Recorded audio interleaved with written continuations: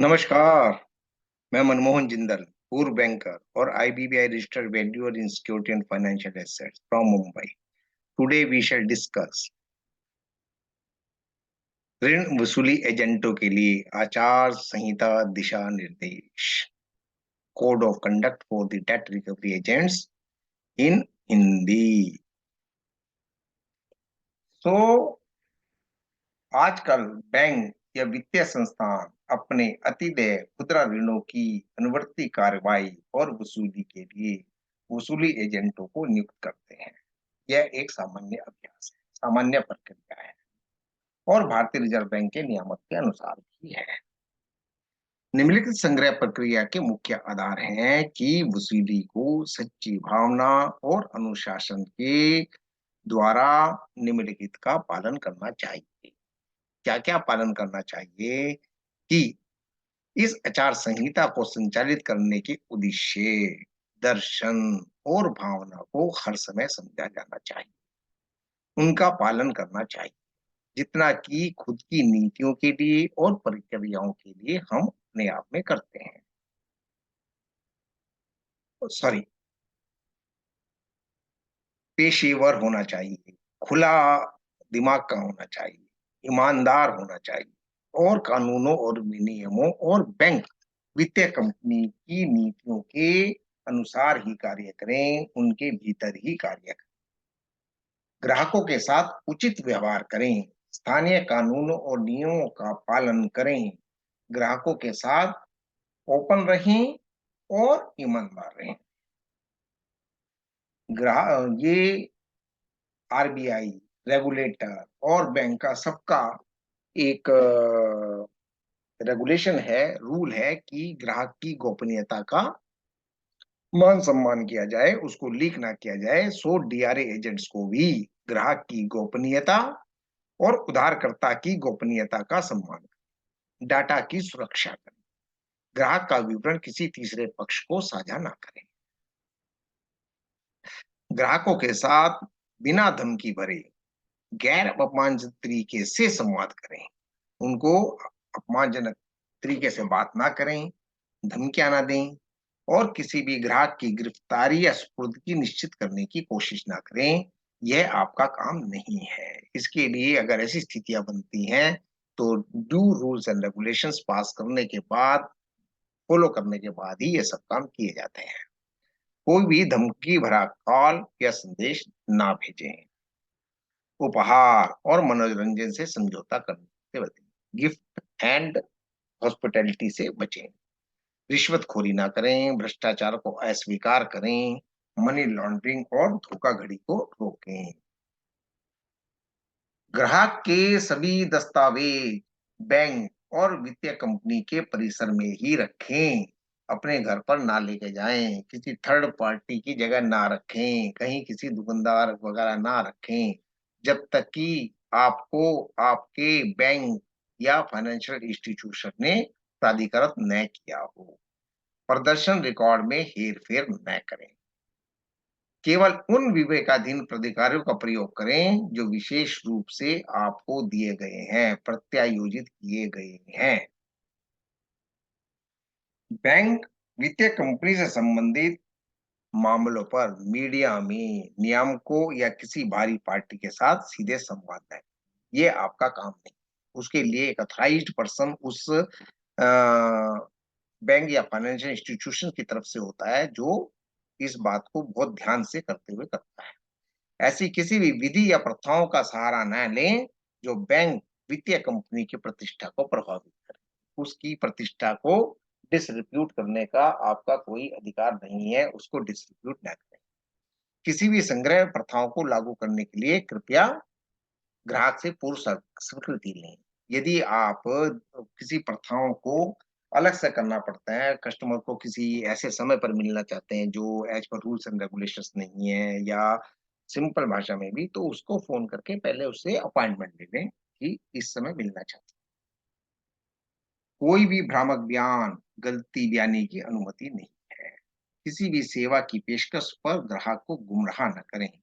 ग्राहक को बैंक वित्तीय कंपनी के कर्मचारी के रूप में गलत तरीके से पेश न करें। किसी भी असुविधा, सेवा के लिए बैंक वित्तीय कंपनी ओर से कोई गलत और अनधिकृत प्रतिबद्धता न, किसी भी अपने सिस्टम पासवर्ड का उपयोग करने की अनुमति न दें और न ही परिसर एक्सेस का कोड कार्ड को प्रयोग होने दें। कई बार आपने देखा होगा कि डेट रिकवरी एजेंट्स को एक प्रीमिसेस में जाने का एक्सेस कार्ड दिया जाता है। तो वह प्रीमिसेस में जाने का अधिकार उसी का है, किसी दूसरे का नहीं है। उस एक्सेस कार्ड को लेके कोई दूसरा नहीं जा सकता।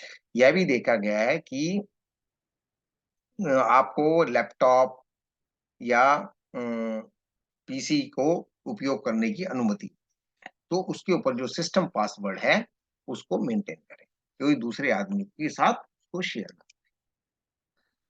ग्राहक से सामान्यतः उसकी पसंद के स्थान पर और उसके निवास स्थान, उसकी पसंद के स्थान पर और उसके निवास स्थान पर किसी निर्दिष्ट स्थान के अभाव में, और यदि उसके निवास स्थान पर उपलब्ध नहीं है तो व्यावसायिक स्थान पर सबसे पहले क्या, उसकी पसंद के स्थान पर, यदि वहां नहीं है तो उसके निवास स्थान पर, यदि नहीं है अवेलेबल तो उसके व्यवसायिक स्थान पर, और जहां तक संभव हो किसी विशेष समय या विशेष स्थान पर काल से बचने के लिए उधारकर्ता के अनुरोध का सम्मान किया जाएगा। मान लीजिए कस्टमर ने कहा कि फलानी फलानी जगह मैं नहीं मिलना चाहता, वहां पर कुछ कंसर्न है या जैसे हैं, तो वहां पर ना मिले। अपने आप को पहचाने और बकाया जमा करने के समय अनुरोध पर बैंक वित्तीय कंपनी द्वारा अधिकार प्रदर्शित दें। यदि कस्टमर कहता है तो आप यहाँ पर यह है कि आप अपनी पहचान प्रदर्शित करें। जब आप कस्टमर के पास जाएं, you should show your identity card, और कस्टमर के अनुरोध पर भी आपको अपना अधिकार पत्र दिखाना पड़ेगा कि आप ही ऑथराइज्ड हैं उस बैंक से। उधारकर्ता के साथ बातचीत के लिए सभी लिखित और मौखिक संचार और नागरिक शिष्टाचार में सरल और व्यावसायिक भाषा बनाएं। कॉम्प्लिकेटेड नहीं होनी चाहिए, इधर इधर उधर की सरल होनी चाहिए और व्यावसायिक। बकाया के लिए वसूली के लिए ग्राहक के स्थान पर जाने के दौरान शालीनता शालीनता और मर्यादा बनाए रखें। ग्राहक से मिलते समय फील्ड एग्जीक्यूटिव को उचित पोशाक में होना चाहिए। उचित उचित पोशाक में होना चाहिए। क्या होना चाहिए? एक साफ और एक अच्छी तरह से इस्त्री की हुई शर्ट, पैंट, औपचारिक जूते पहनने चाहिए। काम के दौरान किसी भी तरह का मादक पेय और किसी भारी पदार्थ का सेवन नहीं। कोई शराब, कोई गुटखा, कोई तम्बाकू, इस टाइप का सेवन ना करें।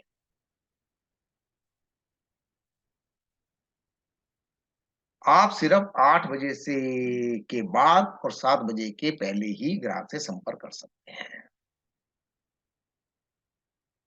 कॉल रिकॉर्डिंग सुविधा जो आपके लिए स्वीकृत है, उसका उपयोग कर सकते हैं। व्यक्तिगत नंबर से संपर्क न करें। कॉल्स को सख्ती से कॉलिंग स्क्रिप्ट के अनुसार ही किया जाना चाहिए। ज़्यादातर बैंक और एफआईज़ एक आपको स्पेसिफिक रिकॉर्डिंग देते हैं या एक स्क्रिप्ट देते हैं कि आपको उसी भाषा में बोलना चाहिए। आपने कभी सुना होगा, जब वोडाफ़ोन या और इस टाइप के टेलीकम्युनिकेशन, तो या इवन बैंकों से भी जब कॉल जाता है, तो सबसे पहले शिष्टाचार के अनुसार, नमस्कार, मैं मनमोहन जिंदल कैनरा बैंक से बात कर रहा हूँ, आईडीबीआई बैंक से बात कर रहा हूँ। मैं आपके लिए क्या कर सकता हूँ? इस टाइप से एक बहुत सभ्य व्यवहार की उम्मीद की जाती है। अनुपयुक्त अवसर पर कॉल करने, मुलाकात करने से बचें, जैसे परिवार में शोक या विवाह जैसे अन्य महत्वपूर्ण समारोह होते हैं। कॉल का समय और संख्या और बातचीत की सामग्री को प्रलेखित किया जाएगा। मतलब क्या है कि मान लीजिए आप गए, बाई चांस वहां पर कोई शोक सभा चल रही है, कोई परिवार में ऐसा इंसिडेंस हो गया है, तो आप उसको उस समय कस्टमर से बचें और उस स्थिति का आलेख अपनी विजिट में कर दें। बकायों से संबंधित विवादों और मतभेदों को पारस्परिक रूप से स्वीकार्य और व्यवस्थित तरीके से हल करने के लिए ग्राहक को सभी सहायता दी जाएगी। आपको ग्राहक को सभी सहायता देनी है ताकि वह अपने ओवरड्यूज को अच्छी तरह से वापस कर सके। दिन के समय के अनुसार ग्राहक का विवरण, सुबह जाते हैं तो गुड मॉर्निंग, दोपहर को जाते हैं तो गुड आफ्टरनून, शाम को गए तो गुड इवनिंग। तो बातचीत शुरू करने से पहले अपना और कंपनी का परिचय दें। नकली नामों का प्रयोग ना करें, अनाम कॉल ना, फिक्टिटियस कॉल से बचें। यदि कोई ग्राहक मुलाकातों के दौरान कानून प्रवर्तन एजेंसियों के संपर्क करने और आपके संपर्क में आने की धमकी देता है,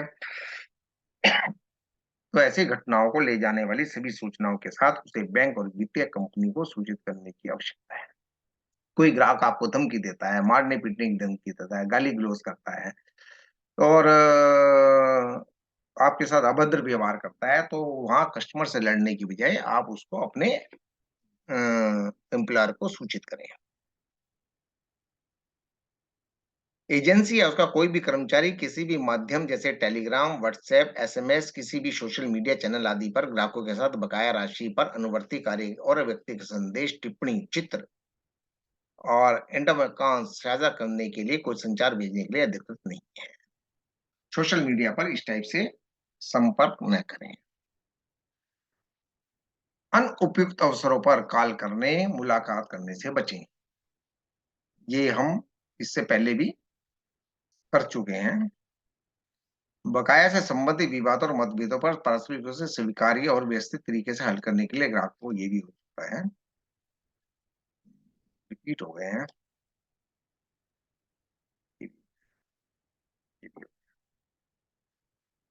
अच्छा अच्छा अच्छा।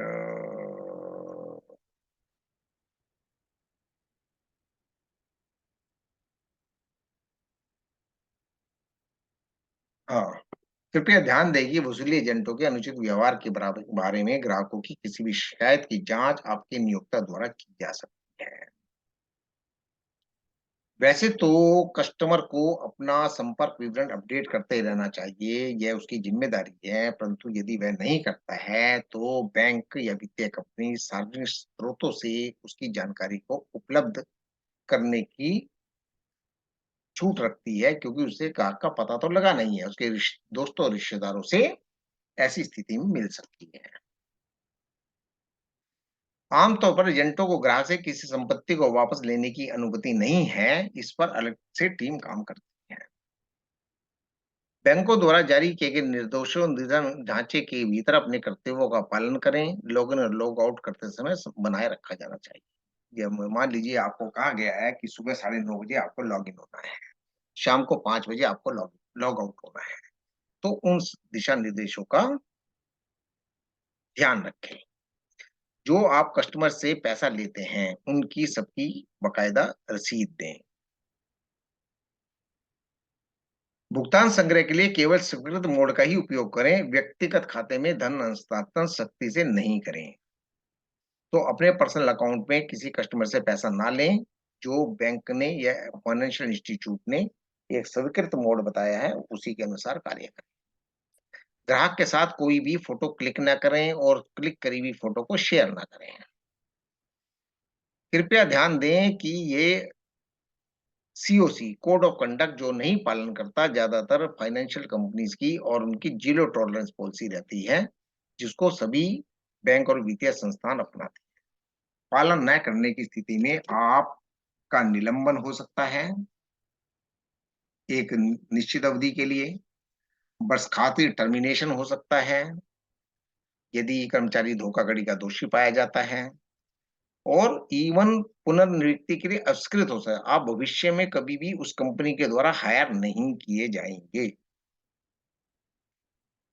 आपके ऊपर कानूनी कार्रवाई हो सकती है यदि आपके अगेंस्ट और आपके सहायक कर्मचारियों के अगेंस्ट पुलिस में शिकायत दर्ज की जाती है कस्टमर द्वारा, तो आपको जुर्माना देना पड़ सकता है या जेल जाना पड़ सकता है। इसलिए प्रभार लेने से पहले ऋण वसूली एजेंट का काम करना के शुरू करने से पहले यह आपको अंडरटेकिंग देनी पड़ती है कि मैंने प्रक्रिया और कंपनी के साथ अपने कार्यकाल के दौरान पालन करने के लिए उपयुक्त आचार संहिता को पढ़ लिया है, समझ लिया है, और मैं इसका पूर्ण रूप से पालन करूंगा। सो बहुत बहुत धन्यवाद। This is from my side. This is only for awareness purposes. I hope that who are taking the exams of debt recovery agents, they will be benefited. For any queries, they can contact me. So for taking any action, kindly go through the relevant guidelines of the regulator, of your financial institution, of the relevant bank. धन्यवाद.